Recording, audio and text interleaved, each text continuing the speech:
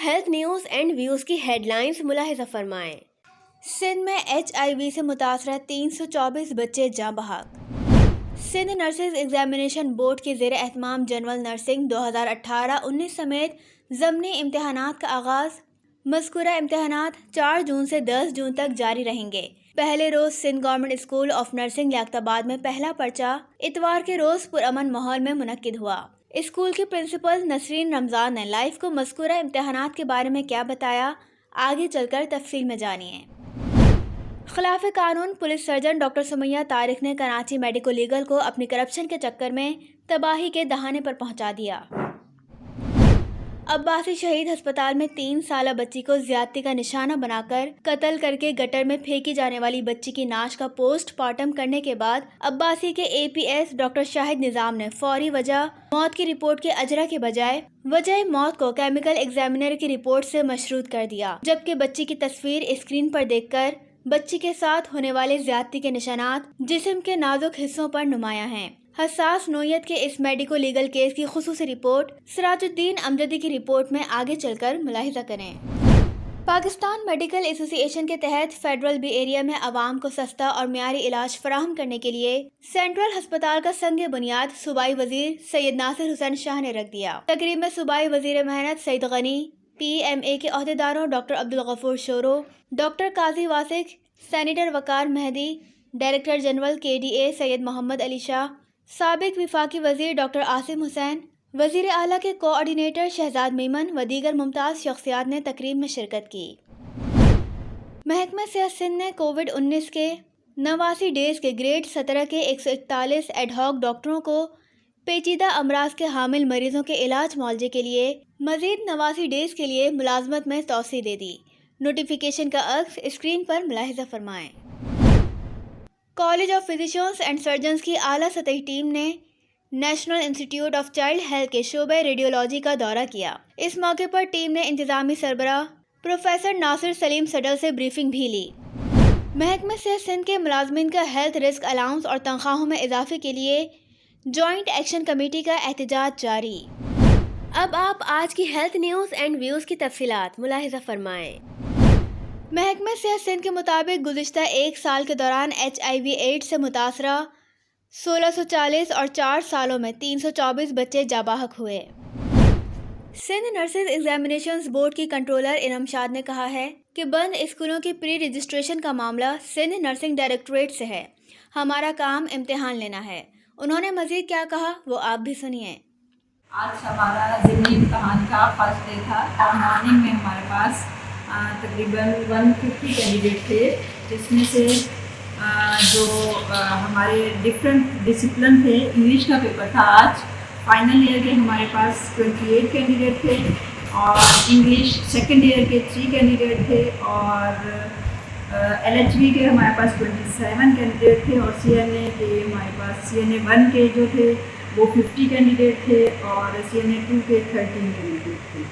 اور اب ہماری جو ہے ایوننگ شفٹ چل رہی ہے، جس میں سے ہمارے پاس اسپیشلٹی کے اسٹوڈنٹ ہیں، ICU اور CCU کا پیپر ہے اور اس میں سے ڈفرینٹ اسکولوں کے ہمارے پاس کینڈیڈیٹ ہیں اور 50 to 60 کینڈیڈیٹ ہیں اور پرامن اور اچھے طریقے سے جو ایگزام ہے وہ گزر رہا ہے۔ انشاءاللہ اللہ کا شکر ہے کہ پرامن طریقے سے دن جو ہے۔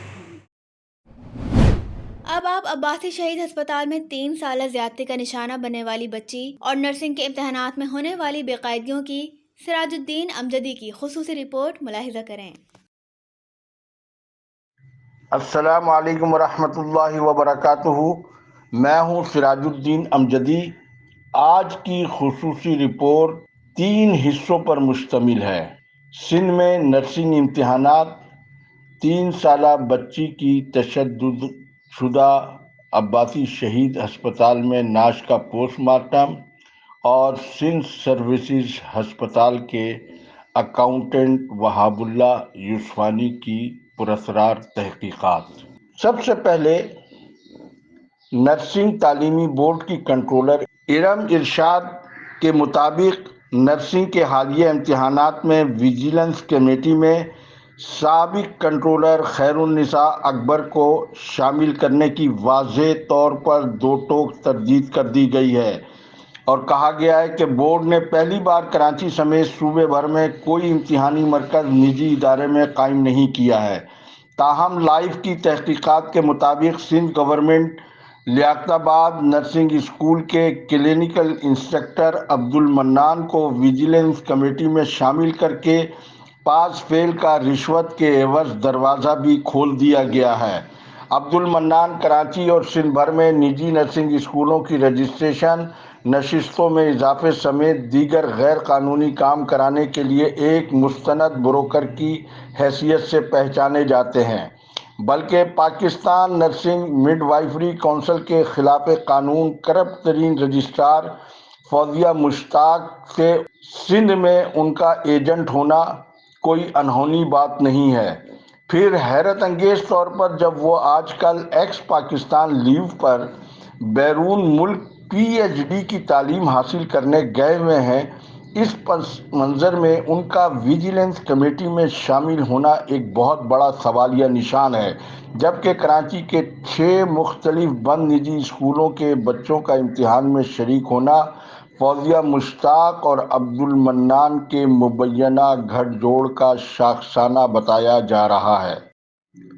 عباسی شہید ہسپتال میں 3 سالہ بچی کی تشدد زدہ نعش کے پوسٹ مارٹم میں جو کچھ ہوا اس کا پس منظر یہ ہے کہ محکمہ صحت سندھ نے جنرل کیڈر کے 20 گریڈ کے کراچی پولیس سرجن کو سپریم کورٹ کی کھلی توہین کرتے ہوئے میڈیکو لیگل میں کرپشن کی رانی کی شہرت رکھنے والی جے پی این سی کی A P S doctor Sumaiya Tariq کو اس وقت پولیس سرجن کا اضافی چارج دے دیا جب سابق رکن قومی اسمبلی، معروف قومی اور بین الاقوامی شہرت کے حامل ڈاکٹر عامر لیاقت حسین کی پراسرار موت کے بعد نعش کے پوسٹ مارٹم کا ہائی پروفائل کیس سامنے تھا۔ ڈاکٹر سمیہ طارق نے اضافی چارج نہ لیے جانے کے باوجود متعلقہ عدالت میں بحیثیت کراچی پولیس سرجن پیش ہو کر نہ صرف عدالت کو دھوکہ دیا بلکہ نعش کے پوسٹ مارٹم کے قانونی معاملے کو دانستہ طور کے اوپر متنازع بھی بنایا۔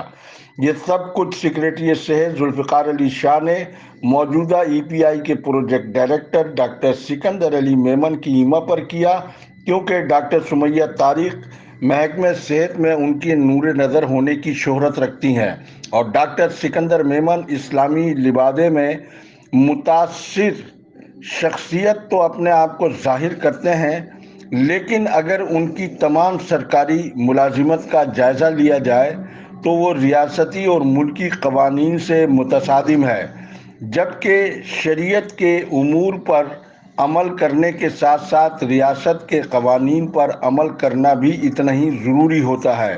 عباسی شہید ہسپتال میں 3 سالہ بچی کے ساتھ جنسی تشدد کے نعش کے پوسٹ مارٹم کے ہائی پروفائل کیس میں وجہ موت کو کیمیکل ایگزامینر کی رپورٹ تک ریزرو کرنے کا معاملہ قانون کے بجائے سرکاری ادارے کو ڈاکٹر سکندر علی میمن اور ڈاکٹر سمیہ طارق کی دیرینہ دوستی کا شاخسانہ ہے۔ اس معاملے کا عدالت کو فوری نوٹس لے کر محکمہ صحت کے ارباب اختیار سے یہ پوچھنا چاہیے کہ یہ معاملات میڈیکو لیگل کے ذاتی دوستی کی بنا پر کیوں چلائے جا رہے ہیں اور ان کو قانون کے مطابق کیوں نہیں کیا جا رہا ہے۔ بچی کی دیگر فوٹیج ہم اسکرین پر مروجہ قواعد کے مطابق نہیں دکھا سکتے ہیں۔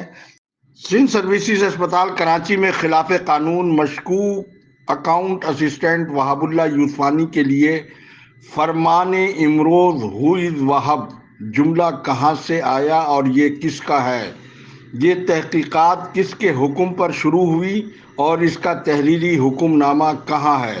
اس حوالے سے تاحال حساس نوعیت کا یہ معمہ بن گیا ہے۔ گریڈ 20 کی خاتون ڈاکٹر نوشابہ گھومرو ACS1 اس 3 رکنی کمیٹی کی سربراہ تھیں جو کہ وہاب اللہ یوسفانی کی تحقیقات کر رہی تھی، جبکہ گریڈ 19 کی ڈاکٹر جویریہ انصاری ACS2 اور گریڈ 18 کے doctor Sikandar Iqbal chief RMO تحقیقاتی کمیٹی کے ارکان تھے۔ اس تحقیقات کو کس نے تبدیل کرنے کی کوشش کی اور اب تک یہ تحقیقات ہوئی وہاں تک کیوں ارسال نہیں کی گئی؟ قانون کے مطابق ہائی پروفائل کیس کی تحقیقات کو محدود کیوں رکھا گیا اور پھر زیر تحقیق ملازم وہاب اللہ یوسفانی کو قاعدے کے مطابق معطل کیوں نہیں کیا گیا؟ کیا یہ درست نہیں کہ یہ سارا کھیل حالیہ بجٹ کے اختتامی حصے میں 18.5 کروڑ کی وہ ایسنی ہے جو مبینہ ملی بھگت کے ذریعے ٹھکانے لگانے کا پروگرام تحقیقات کے پس پردہ بتایا جاتا ہے، جس میں صرف ایک ممبر کے 5% کمیشن کی رقم دیکھی جائے تو وہ 1 کروڑ بنتی ہے۔ باقی تفصیل ہو از وہاب مشکوک اکاؤنٹنٹ یا ان کے ساتھ کام کرنے والی اس ٹیم کو معلوم ہوگا کہ یہ ایسنی کتنے لوگوں میں تقسیم ہو کر اس کا سرکاری استعمال کتنا ہوگا۔ وقت ختم ہوا۔ خدا حافظ۔ پاکستان زندہ باد۔